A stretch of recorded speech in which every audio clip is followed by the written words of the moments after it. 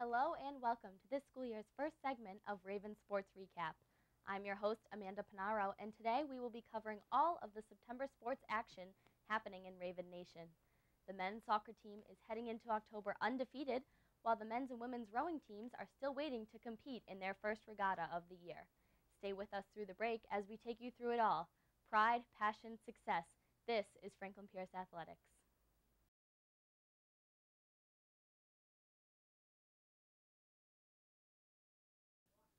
Welcome back, Raven Nation.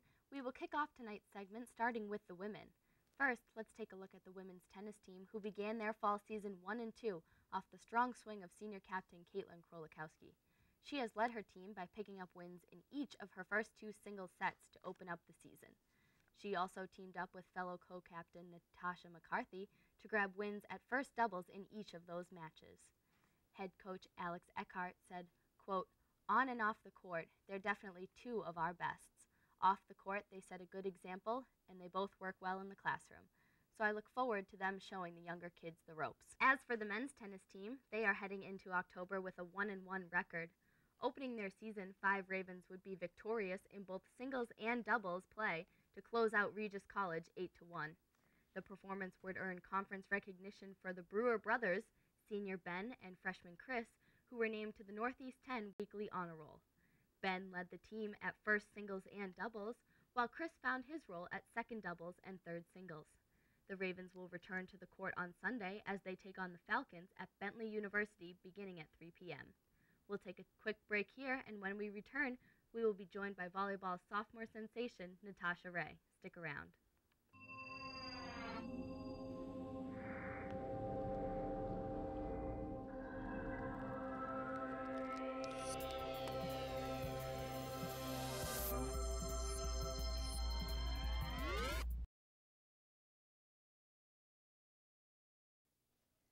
Welcome back, Raven Nation. I'm your host, Amanda Panaro, and joining me this evening is starting women's volleyball outside, coming all the way from Colorado Springs, Colorado, Natasha Ray. Natasha, I want to thank you for joining us this evening. Thanks for having me. Not a problem. So this week you were named to the Northeast 10 honor roll for the second time already this season. Can you tell me a little bit about what that personal accomplishment just means to you? It means a lot. I always strive to excel in both the classroom and on the court, so just to be recognized for that is a big deal to me. Absolutely, and you are a freshman this year, so to get that recognition so early in your career definitely means a lot. Now your team started this season with a 4-game streak that you opened up in Indiana, where you picked up your first win against McKendree. Can you tell me about what that trip was like, more off the court? We can read the on-court stats, but what was it like for your team off the court? It was actually a lot of fun. Like, I know I'm going to have that memory for a really long time. We actually went to one of the girls on our team, Lauren, the starting libero. We went to her house, and it was awesome. Like, I'd never been to Indiana, and so they had dune buggies, and I got to ride a 4-wheeler, and we rode together up and down the roads, and our coach ended up getting stuck in a ditch. It was just the funniest thing ever. Great. Sounds like it was a good bonding time for your team. Excellent. All right, well, your team, you're now in conference action, so you picked up a big win against Southern New Hampshire on Tuesday night. You guys took the first 2 sets pretty easily, and then you had to battle back in the third, but were able to pull off the sweep. Now you travel to Stonehill on Saturday for a doubleheader. You play the Skyhawks and Mercy College. Now, what is your team looking to do throughout those 2 games? I mean, win. And we're obviously looking to win, but we're also looking to prove ourselves. You know, throughout the years, like our team hasn't had the greatest record, but we're looking to prove ourselves this year. A lot of teams are underestimating us, and I've always loved being the underdog. So we're looking to definitely prove ourselves this weekend. Great. So they are going to prove themselves this weekend. The women's volleyball team here, led by a team complete of only freshmen and sophomores, Natasha being one of them. So you heard it here first from volleyball starter Natasha Ray. Thank you for joining us. Thank you for having me. You're welcome. So when we come back, we'll have more Raven Sports Recap. Stay with us.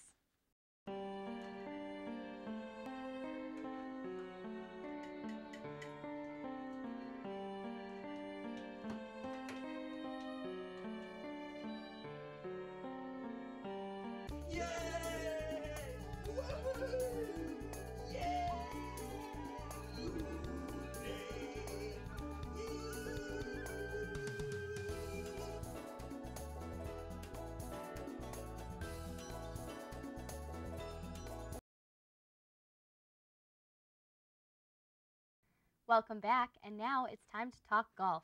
The Ravens opened their season with a two-day Northeast Intercollegiate Championship where freshman C.J. Kunkowski shot 79 for 2 consecutive days to take 28th, which would be the highest placement for Franklin Pierce with a score of plus 14.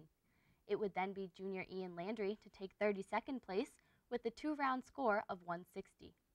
The next match would see the Ravens finish 10th at the Blazers Invitational, led by junior Richard Gray, who placed 29th after firing at 83 for a plus 11 score. The Ravens returned to action on Sunday for Day 1 of Northeast 10 Conference Championship. The women's cross-country team has also seen younger Ravens taking charge this season, most notably freshman Kelsey Devlin, who has finished first for the Ravens in each of their 3 meets to date.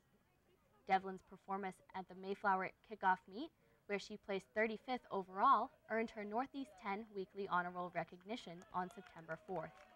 The Ravens returned to the field on Saturday when they traveled to Gordon College for the Prop Crowell Invitational. We are going to go to a brief commercial break, but stay tuned for more Ravens Sports Recap.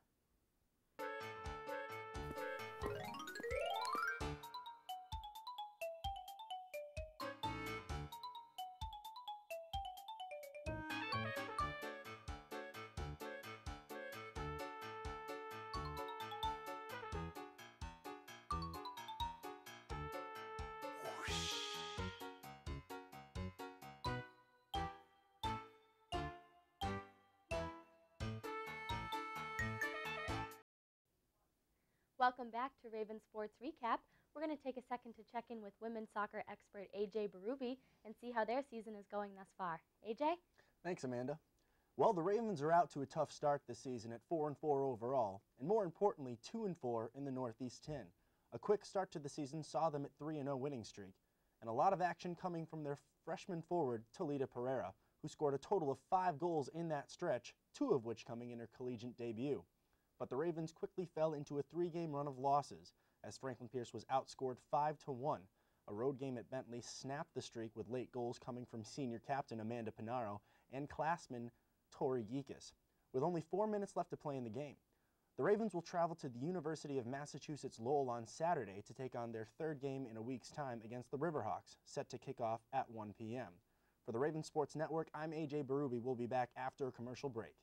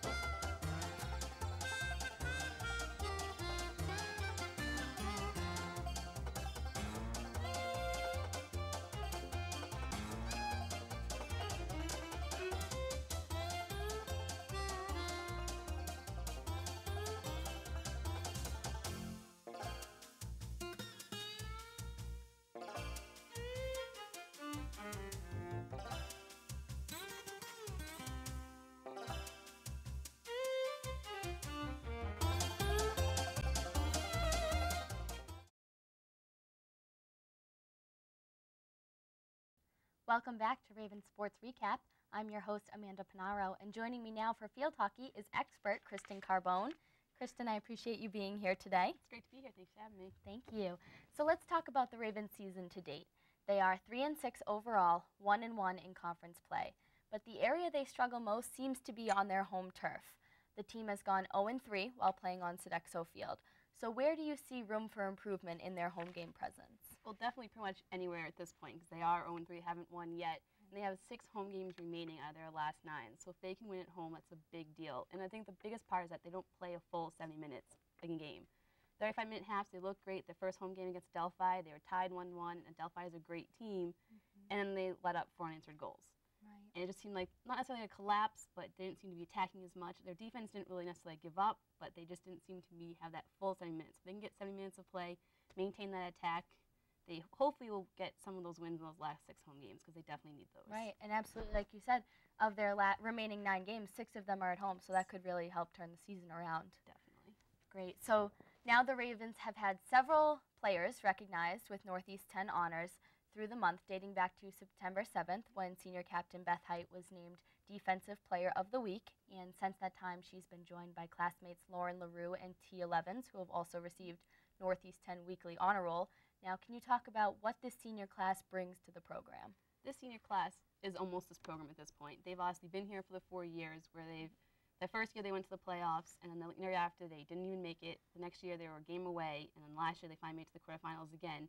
So they've seen everything. They know how to bring everything to this game, and they have them all over the field. Beth Height, you said, Defensive Player of the Week, incredible. She's the last line of defense usually in most cases before Britt Nizio, and sometimes even behind Britt Nizio, making saves on the goal line. Right. And she just brings so much to the game. You may not ever see her on the score sheet, but she's there. She makes the biggest impact on that defensive line. She's a huge piece of that team. And then Lauren LaRue, same thing. She had just had a huge game against Assumption, scored 2 goals, her first multi-point game of her career. So after 4 years to get that is great. And she's one of those quiet in the midfield, making plays happen, not necessarily once again being on the score sheet, but she makes that quiet, important aspect of that game. She's a smart player, knows where to be, and it's just great. And Tia Levens, everyone knows, she's the one that makes the noise. She gets the goals, has 7 goals already on this season, 6 from just last week that play. So hopefully she's turning this team slowly around, getting them on track. And she is going to be that fast player that's always down the line waiting for a pass or across the field waiting for the pass. And she gets on the end of that pass, she can go to goal. And she is going to be an important player down this stretch getting goals for the Franklin Pierce Ravens. Great. So the senior class, some quiet leaders, some outspoken leaders, but they're the ones that are leading this team. All right, so let's look ahead towards the road coming up for the Ravens.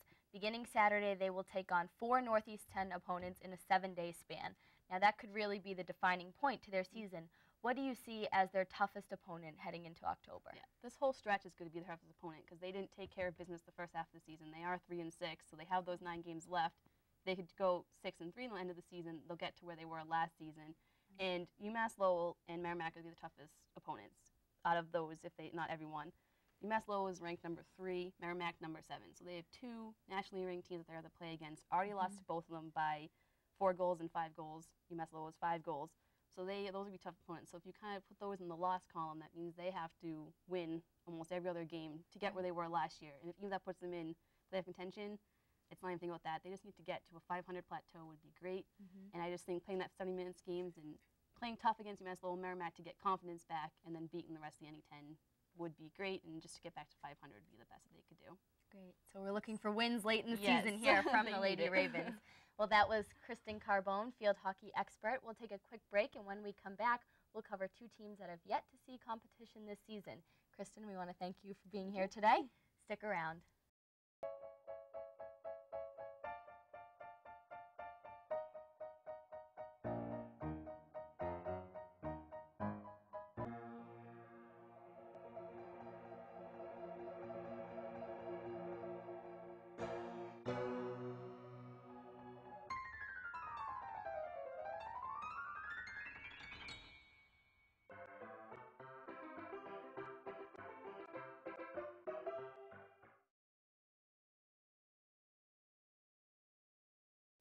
And we're back for more Ravens sports recap.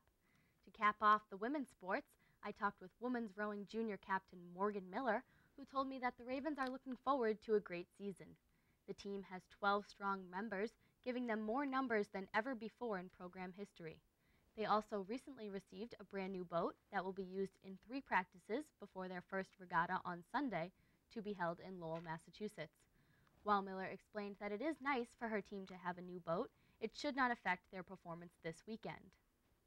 The Textile River Regatta on Sunday will also be the first time the men's rowing team takes action, behind the lead of sophomore captain Jackson Dean, who sits at the 3.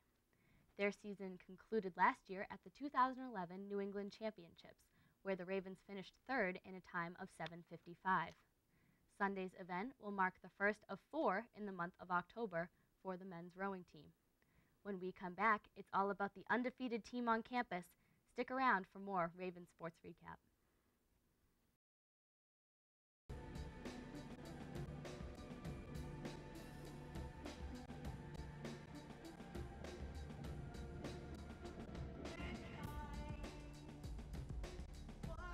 Dude, watch out!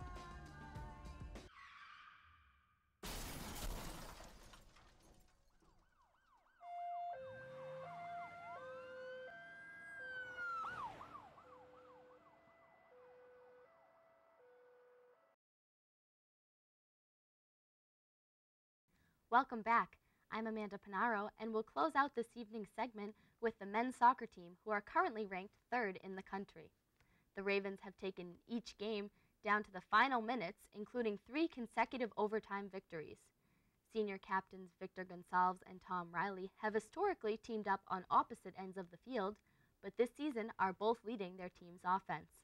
Gonçalves has recorded a team best 4 goals and 2 assists, while the center back Riley has netted 3 of his own. Junior Amory Houghton has collected 3 goals as well, one of which coming in the 98th minute to give the Ravens the 1-0 victory over Dowling. When I asked head coach Craig Stewart about team aspirations for the remainder of the season, he informed me that they will not be letting anyone know their long-term goals. This just means Ravens Nation has to keep following all the nail-biting games, hopefully long into the postseason. That's going to wrap up this year's first segment of Ravens Sports Recap. Special thanks to Natasha Ray for taking the time to join us this evening. On behalf of AJ Berube and Kristen Carbone, I am Amanda Panaro. Have a great night and go Ravens.